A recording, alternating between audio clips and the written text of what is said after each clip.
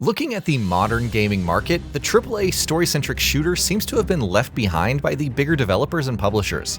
Rather, while they've been focusing more on multiplayer titles with live service elements, single-player and co-op shooters have largely been left to smaller teams. And while we tend to get plenty of titles from indie studios that will often combine great shooter gameplay with interesting stories, ones with higher production values have seemingly just been left to some studios, like id Software. However, Reburn, formerly known as 4A Games Ukraine, wants to bring in some of its expertise in the genre from games like Metro Exodus with a new narrative-focused single-player and co-op title, La Quimera.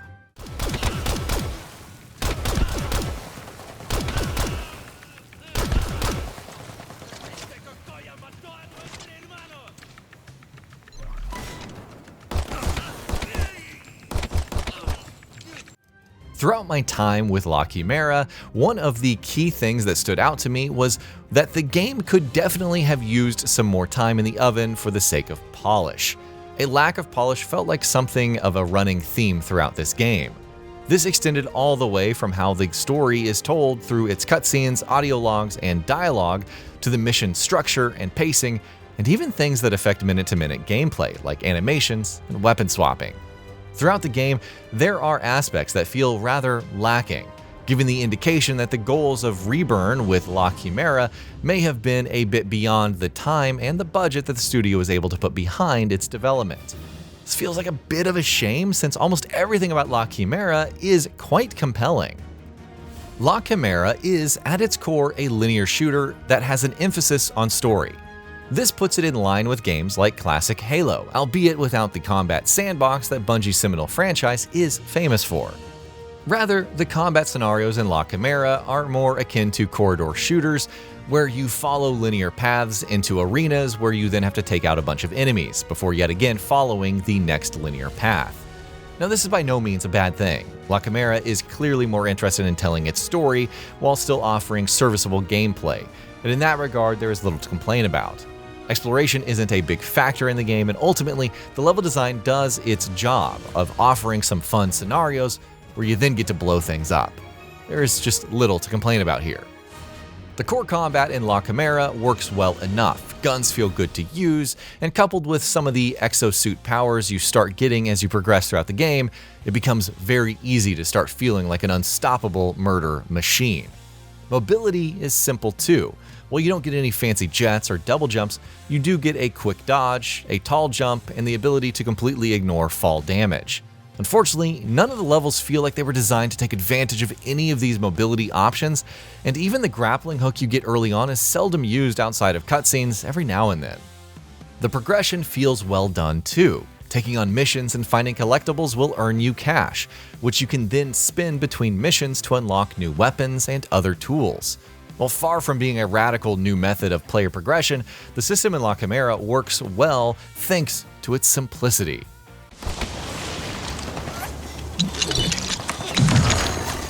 Hurry up! Follow the drone! Electric. Attention!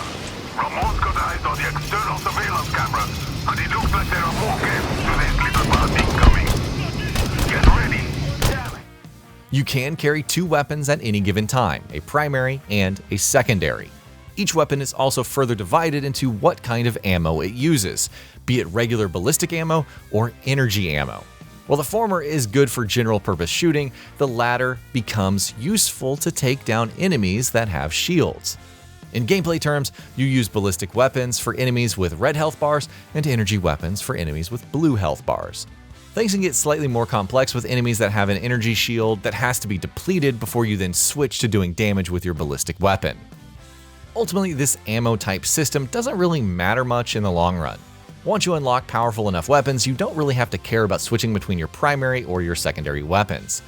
Rather, that decision will often come down to how much ammo you have left in which weapon.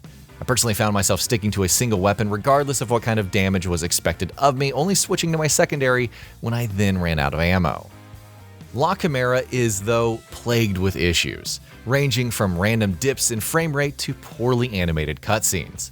Well, I first believed the dips in frame rate might be because the game might be too heavy for my relatively beefy rig, a Ryzen 7 7800X3D CPU, 32GB of DDR5 6000 RAM, and a Radeon RX 7800 XT GPU. Other busier parts of the game still playing out fine with the frame rate staying well over 60 indicates that there might be some deeper optimization issues. The early game base you get is especially problematic in this regard. There is little in the way of gameplay elements in the base, and yet the frame rate often struggles to maintain a stable 45 FPS. Generally speaking, the overall performance, along with animations that often glitch out, feel more systematic of the studio not getting enough time to further polish their title. The game also loves to constantly steal control away from the player in order to play out a cutscene that often feels quite unnecessary. Even the first level of the game is full of this. While it is supposed to be a tutorial of sorts, you seldom get more than 2 or 3 minutes of playtime before yet another cutscene plays out. And sure, this sounds like a rather minor complaint overall, but when you add it all up together, minor annoyances like this start turning into major issues. One department where La Quimera definitely deserves praise is its world. Its vision of a dystopian, cyberpunk Latin America country is incredibly interesting, especially since Latin America is seldom represented in games in general. While we don't really get to explore too much of Nuevo Caracas and its surrounding areas, the world still feels like one I'd love to check out with more future titles.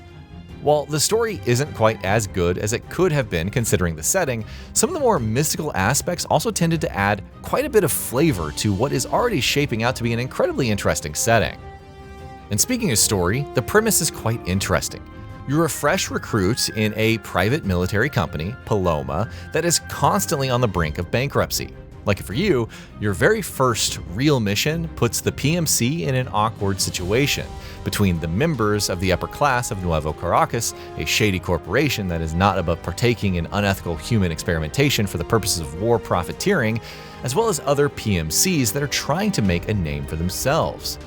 While the overall setup for the story is quite interesting, especially from the second mission onwards, the story feels quite poorly paced overall. Things often move along at what feels like the speed of light, and aside the time that you get between missions, major plot beats rarely ever get the chance to breathe.